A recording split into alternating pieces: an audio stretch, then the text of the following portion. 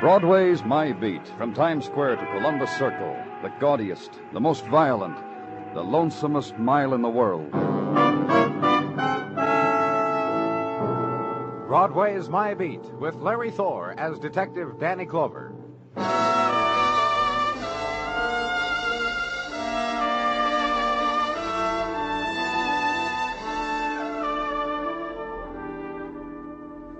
A nighttime of May books passage through Broadway, and crowd stands on banks of pavement, waving it through the neon shoals. And the ports of call, place where spring dance can be bought for a dime, the current bargain basement rate of exchange.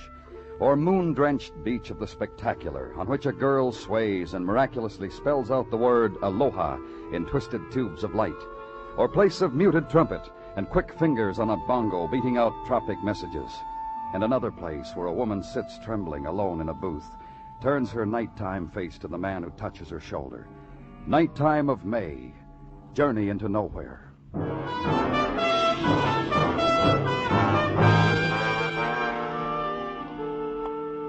And somewhere in wake of night laughter, dark, brooding street, windows of brownstone rooming house staring into it, and stoop to ascend, and door open before your knock.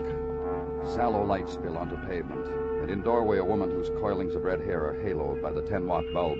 You from the cops? That's right. Been leaning on my windows, watching for you. First time in my life. First time in my life I ever waited a cop should come to me. Was it you who called? Me, Gwen. Gwen Victor. Oh, you said that... What I said on the telephone don't hold a candle to the earful you're going to get. You want to come in now? Wait a minute. Huh? I want you to look at something. What? My face. Don't move a minute. I'll hold it up to the light for you. Now, you see him? What? You don't recognize, huh? You don't recognize where a lady's been crying tears and the marks they leave in her powder base. I didn't repowder especially so you could see where I've been crying. See? Those 2 rows. For that girl you told us about on the phone, the girl who was hurt? That poor thing. That poor little hurt thing. To fall at my feet like a wounded dove. Look, take me to her. We're wasting... We're wasting nothing, mister. You gotta be filled in, don't you? I know you, misters. You gotta be filled in. Then you'll take me to the girl, huh? Then I'll take you to the girl. Because right now, from her and her condition, you'll get nothing. Just from me. All right, Miss Victor, you tell me. I'm a lady who's got a big heart inside her. I want you to understand that. Then you'll understand why it's happening like this. Well, go on. I got a very big heart. It's one of the reasons I sit out on the stoop nights, in case my roomers want to gab a little in the fresh night air, in case they need advice on certain matters or the loan of a kind word. About the girl. It's what I'm coming to. Oh, the poor girl. Tonight I sit on the steps. My roomers have drifted to wherever. I'm alone by myself on the stoop. A car rolls down the street, lets a girl out. Whoosh! The car rolls on. The girl walks toward me, staggering like from the bottle. Flop! She falls at my feet. I lean over her. Honey, baby, I say to her. Honey, baby. She whimpers to me. Help me, help me. I see she's been knifed.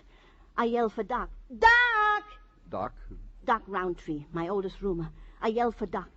We lift and carry the hurt honey girl into a vacancy I happen to have at the present. Now you'll take me to her. Just so you'd understand about me and Doc. Now, come on. How is she, Doc? How's our honey girl? She's sleeping, Gwen. She's dying. Ah, you poor baby. You poor sweet baby.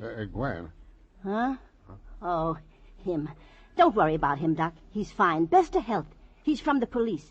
He came for our wounded bird. Good night. Come back here, Doc. Now, look, mister. Look, all I did was try to help her pain a little. I didn't do anything unethical. I didn't even try to wash the wound. I just held her hand, try to make it easy for her. Doc's trying to tell you he ain't practiced in 12 years because Doc ain't supposed to. I did nothing unethical. A man has to be kind. The only way that's left to him. Dying girl and a fifth of bourbon had Doc that way, huh? Well, how long's this girl been here? I called you misters right when it happened. Couldn't be more than 20, 30 minutes since. Either of you ever seen this girl before? I've been sitting on my front stoop for years and years. This particular honey girl is a total stranger to me. To you too, Doc? To Doc Roundtree, too. Where's her purse? Now, you could stick your nose in every cranny of my rooming house, mister. You won't find it, because she didn't have one. You mean... Like you see her now is how she was when she fell to my feet. All she was carrying was this knife cut. That and a very pained expression around her mouth. No identification? Just what Doc said. She's dying. Oh, baby, honey, baby. Fever, huh? You just let Gwen. Act of compassion. Miss Victor rinses out a towel, clean, in Hotel Emerson, Baltimore, Maryland. Embroidered in blue, lays it against the girl's forehead. And Miss Victor gains thereby an approving nod from Mr. Doc Roundtree. Then the two of them, alerted to reality by the sound the street makes, look at each other, then down at the girl, then up at me, then shake their heads. Tenement tableau. Stay with it until a stretcher is brought in, until a wounded girl is lifted up and taken away. Then leave. Home now, and 2 more pages of the novel while coffee boils. 2 more pages propped against the sugar bowl. Bed, and finish the chapter a few seconds before sleep.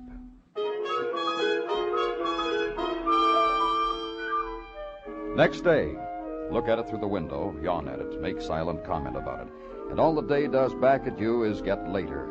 So get dressed, get with it. Breakfast and headquarters and the entrance upon the arena of life of a gladiator who just happens to be named Tartaglia. Danny, Come on in, Gino. Well, what's in your mind? I bring you this. There is no frigate like a book to bear us lands away. What? I give you a book which I have finished and which gave me great enjoyment, which is now yours so that you can also enjoy.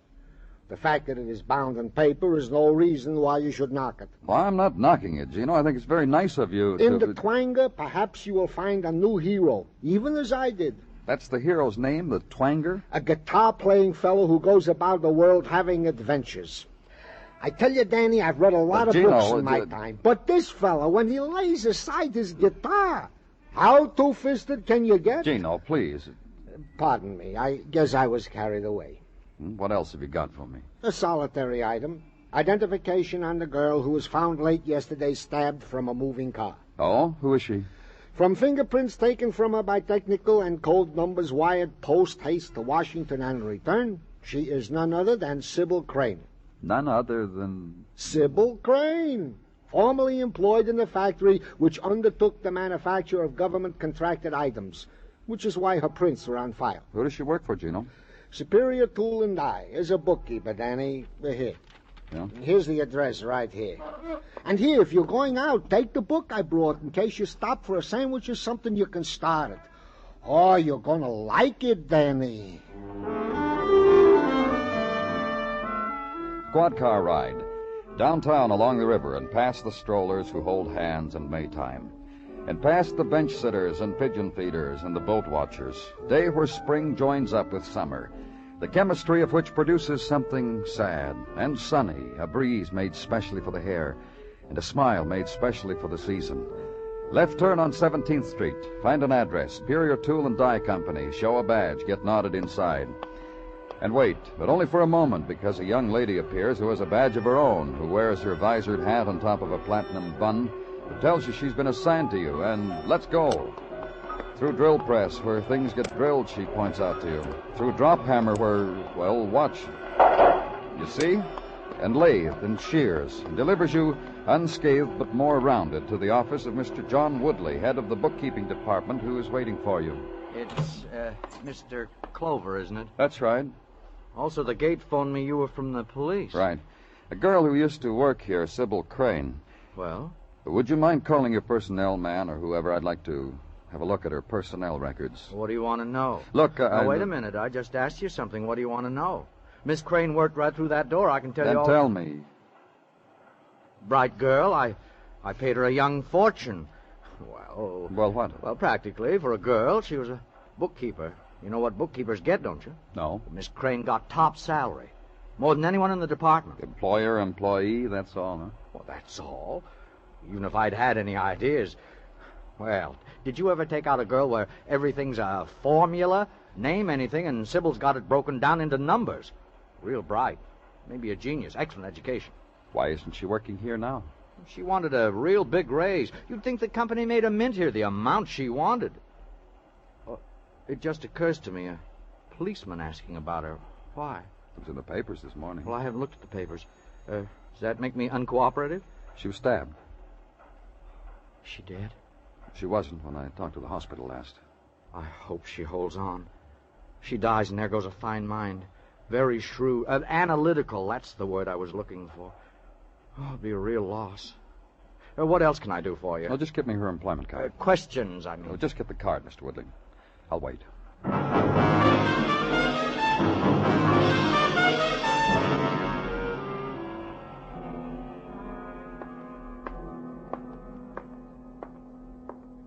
Danny? Huh? Oh, how's Miss Crane, Doctor? The thread that holds her life, Then Danny. she's still alive. Alive? Yes, I suppose you would say that she was From Miss Crane's room, come on. The visitor, the lady, Miss Victor, she said her name was. Oh, baby. Poor baby doll. Look at her. Look at her dead. She's dead, ain't she, Doc? Yes. You know what I'm going to do? You know what I'm going to do? Miss Victor. $1,000 reward. How do you like that? A G-note for the Please, dirty louse this is a hospital. Take your hands back where they belong. $1,000, baby doll. Reward.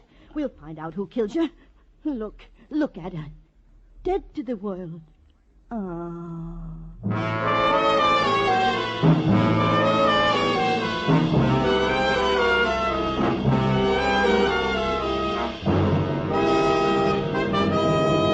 You are listening to Broadway's My Beat, written by Morton Fine and David Friedkin, and starring Larry Thor as Detective Danny Clover.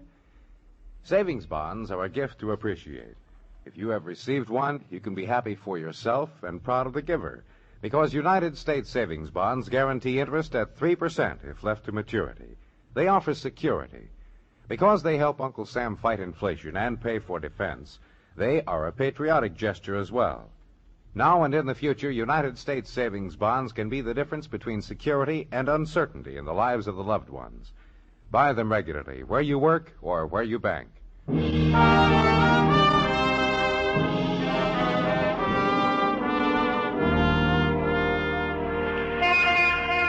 The sunlight of a new morning strays through a springtime breeze, and for an instant, Broadway stops running, poises the cheek for the splatter of warmth, token that a fresh day is at hand, assurance that the nighttime is finally done and you can start to forget what happened last night.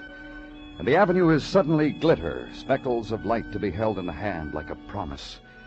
But across the street, suddenly, the early trumpet spills out of the loudspeaker, signal for morning's first frenzy. The blonde blows a kiss to nobody at all, and close by, a man leans against a doorway, spins a keychain, and grins. Broadway leaps into another day.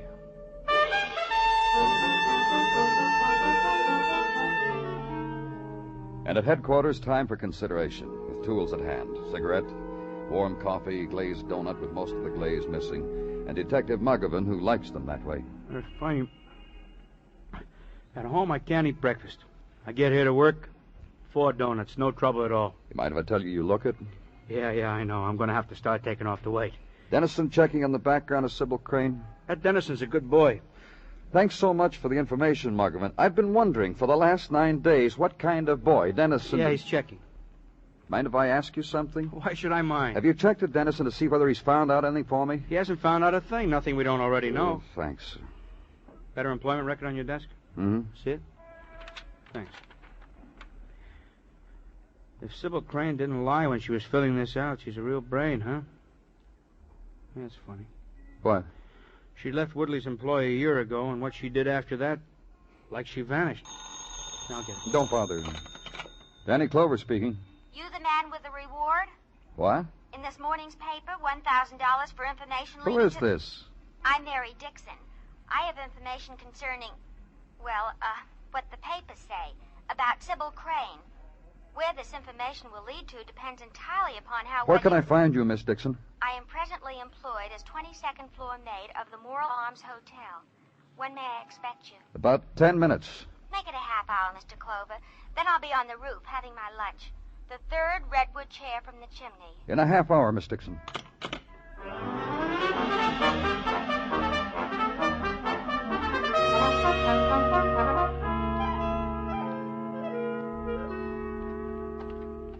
I'm Dixon. And you? Police. Uh-huh. Well, a little while ago, you... Yeah, I did. You know, there's never been a time in my life I wanted $1,000 as much as I do right now. In this weather, oh, what a woman could do with $1,000. All right. Sybil Crane's murder. Let's start with that. She used to live here in this hotel. Corner suite, 15th floor. I was working 15. It's how I got to know her. You'll tell me how, won't you, Miss Dixon? I will. I noticed Sybil, first of all, because, well, on my shift she was never out of her room. I'd make the bed. She'd sit on the floor and read to herself from a book. Never go out. One day I said, "What's so good in the book, Miss Crane?"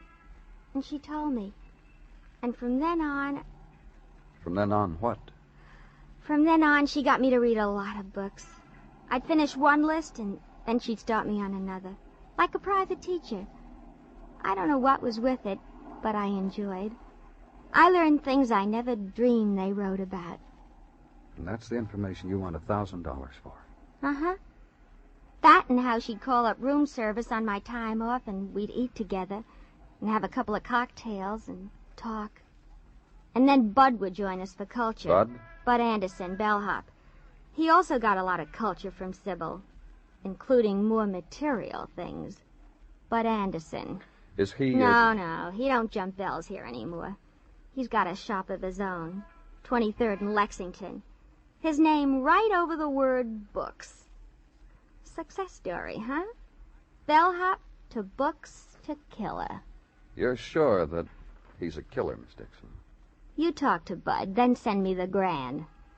Care of the Lincoln Suite, this hotel, huh? $30 a day a suite, and Dixon'll be in it. Care for a banana? And she peeled it for me, and took it in good grace when I refused. Waved me farewell with it.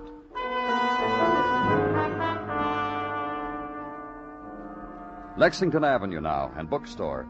Anderson over the word books, which was over the legend, new, used, and rare. And inside, the zones of silence which follow around the browsers given to the mood literary. And to be noted, the round lady under the section marked Metaphysics, peering close at titles. Also the young boy searching knowledge in the large dictionary. Also the man in the back speaking into the phone. All the information you could possibly want about the child is in this volume. Yes, step by step. Yes, that's the one, the book recommended by Dr. Douglas. Yes, that's right here in the table of contents. Of course, I'll send it right out to you. Thank you. Now, sir, what can I do for you? Your name, Bud Anderson? Just browse around. Police. Oh. It's about Sybil Crane. And? A friend of yours, wasn't she? And? Mind if I make a suggestion, Bud? Uh-huh. Get the sign that says closed and hang it on the door. Explain to your customers that you're on your way to jail For what? Offhand, let's just say suspicion of murder. Well, she liked me. She gave me dough. I opened this shop. That's all, huh? Strictly a business proposition. You used to be a bellhop at the Moreland Arms, didn't you, Bud? I used to be a lot of things. Most of them, like everybody else, I don't talk about. But, yeah, once a bellhop. Day fellow with bags. I was studying to be a teacher, an honest-to-goodness teacher of tots, and I needed money for school. Get the picture? Keep going. Oh, industrious, work days, study nights. Then guess. Sure you can. I met Sybil Crane. Instead of a tip for carrying her luggage, she gave me a smile. Later, I brought her back change. Months later, the conversation got around to this. Don't be a teacher, Bud. Be a book salesman. How'd she get the money to set you up in business? Her brain. I merely mentioned my love of books. Just like that, huh? Sure, very brilliant girl. Could afford anything she wanted, which is very intelligent. You'll agree. Who killed her? Not I. That's the best answer I can give you for that question. Pardon me. Anderson's bookshop. Yes, Mrs. Poe. Well, I'm not sure. Wait, I'll look at the table. And leave him, and in Store Arcade past the eager, fleet-fingered probing of an old man through bookstall of stained and ancient books. Solution to the swift loss of another May Day, perhaps to be found in the rack marked textbooks, used, mathematics. And into street now, walk with May problem for policemen. A girl flung from a car into nighttime of Tenement Street. Girl picked up kindly, carried to vacancy in a rooming house. Girl called for, carried to another room where her dying became official. Murder of Sybil Crane. Problem. Walk with it. And it becomes a cube pile of police headquarters, and it becomes tangents of sunlight splintering off dark cylinder of corridor. And something else. Why, you miserable, dirty, useless old stray dog! You think I'd let you near me? Huh! Not with a 10-foot push broom. You booze hound! No good stray booze hound. You think I'd let you... Why, good afternoon there, Mr. Clover. Yeah, come on in and enjoy the afternoon, Danny. What goes on here, Muggavan? It's just that the doc here and me have come to the point of me kissing him off, Mr. Clover. Doc and me... You're fat, that's what you are, Gwen. And that Why? fancy red hair you're wearing is nothing but a dirty old lie. Enjoying yourself, Muggavan? Yeah. My office, you think I deserve a piece of what's making you feel so good? Well, sure you do, Danny. A little while ago, there was a riot call. It seems Miss Victor here and Doc Roundtree here got to tapping each other with empty gin bottles. We didn't need you, gentlemen. The doctor and I could have settled it quite peacefully. It was just that Fancy, hoity-toity. He listened to her. Gentlemen, quite peacefully, the doctor and I. All that money oil your tongue, Gwen? All of a sudden you're rich, and all of a sudden that makes you a lady, Gwen. Why, you low-down, good-for-nothing quack! Quack, quack, quack! Someone going to tell me what this is all about? Make her tell you. Make her tell you. Make her tell you where she got all that money. Money for awards, money for operation. Go on, make her. Well, Miss Victor? Well, I've been an ailing woman for the last 5 years, and I need to have a doctor go over me, a good doctor with a diploma. And if he happens to recommend an operation, why, it just so happens I'm in a position now to recompense him for his services. I'm a good doctor. I'm a good doctor, old moneybags. I shall not even discuss it, if that's your opinion of yourself. Operations are expensive, Miss Victor. Yeah, don't I know, Mr. Clover? I've been putting a little aside for mine for 5 years. Liar! Liar! Tell him how you got the money. Crack, crack, crack! I'll tell you where she got it. That dying girl, that Miss Crane. Gwen was at her all day to whisper her name to her, and she did. And Gwen here... All the fuss. I just happened to mention to Mr. Woodley down at the Superior Tool and Die place, I just mentioned it to him, that poor girl said his name before she died, and he... He what? He what, Miss Victor? Why, he just turned his back to me and from somewhere pulled out a fistful of money and shoved it right Have them into locked my... up, Muggavan, then meet me downstairs. Oh, Doc. Now look what you went and done. Gwen, dearie, I didn't mean it. Get with it, Muggavan.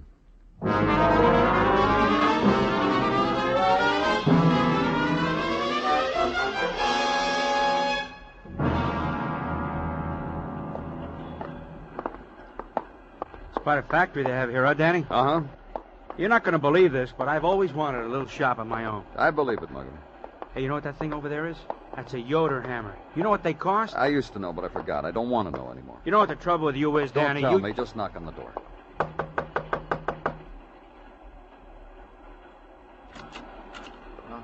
Oh, hello, Clover. They phoned me from up front you were on your way. Well, what are you doing here? I brought a friend around I want you to meet. Mr. Woodley, Detective Muggavan. Hi. Come on in. Now, better? Less noise? You can concentrate easier? What do you want? The factory makes you irritable, huh? Look, I'm busy. Yeah. How sure. much money did you pay off to Gwen Victor, Mr. Woodley? Who? A dame who whispered a name to you. I'm supposed to have an idea what you're talking about? A real good one. We'll just add the word blackmail, and you can take it from there. Blackmail? Why should I pay anybody blackmail? That's a good question. We'll take them one at a time. First, Gwen Victor paid her blackmail because she walked in here and said she knew a dying girl. Dying girl named Sybil Crane. Gwen found the girl with a knife wound, knew she was dying, took her home, sat with her for a day until she mentioned a name. Yours. We got a nice place here. You notice that case of fittings near the drill press? Now the question arises, relation between you and Sybil. You'd be surprised how much those fittings cost per each. Danny. Hmm? Now, there was quite a girl. Wasn't she quite a girl, Woodley? Well, and how much profit there is in those fittings, and how many ways a bookkeeper can split that profit and still come out tidy. I can show you with pencil and paper. You're not paying attention, Woodley. I heard every word you say. And I want to tell you something. Well, go ahead. I gave Gwen Victor part of the bookkeeping profits. Well, what kind of a fellow would you think of me if I wouldn't offer you the same arrangement? Forget it, Woodley. More. You'd be surprised the number you could ask for before I'd say ouch. Sybil made you say ouch, didn't she? That's why you got rid of her. Just a nothing type girl, fellas. Not the way we heard it. Smart girl. Very. Especially with figures. Adding, subtracting, dividing. Nothing tight. She was living in a $30 a day suite, Woodley. Gave people money to go into business, and she didn't have a job. What'd she have on you, Woodley? Why were you paying off? Look, why don't you guys talk sense? All right, get off it, Buster. You're all through buying people. Why were you paying off? I liked her. I gave her little bonuses from time to time. Let me tell you what's going to happen now, Woodley. Right now, right at this second, one of our men is going from bank to bank.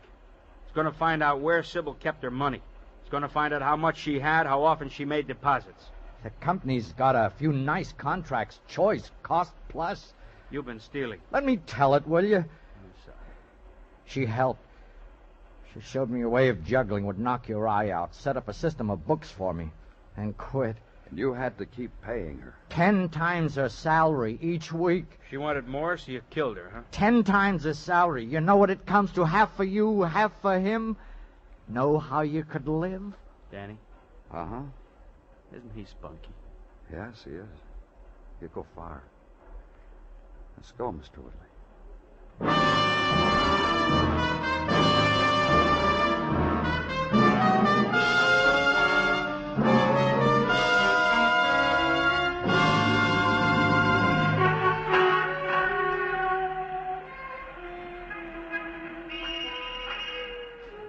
Twilight touches Broadway now. It's quitting time. The subway hour of tired faces. Blue plate special time. But soon will be the instant when a man will dart from a doorway, beckon over his shoulder to another. Then mob will gather and scream its heart out at the night. It's Broadway, the gaudiest, the most violent, the lonesomest mile in the world. Broadway, my beat.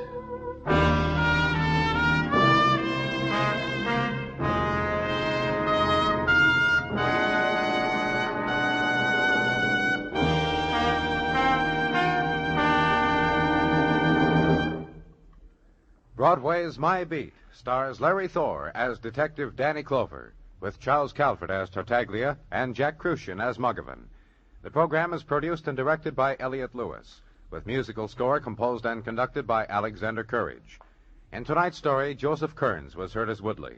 Featured in the cast were Martha Wentworth, Sandra Gould, Paul Richards, and Joe Granby. Bill Anders speaking.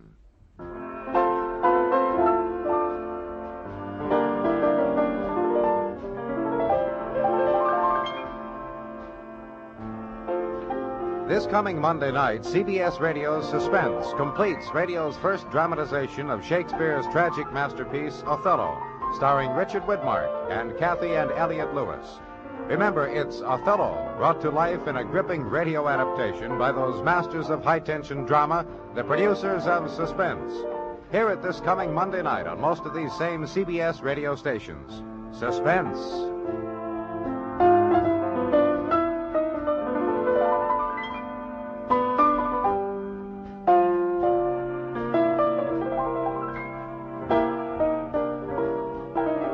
America's 45 million radio families listen most to the CBS Radio Network.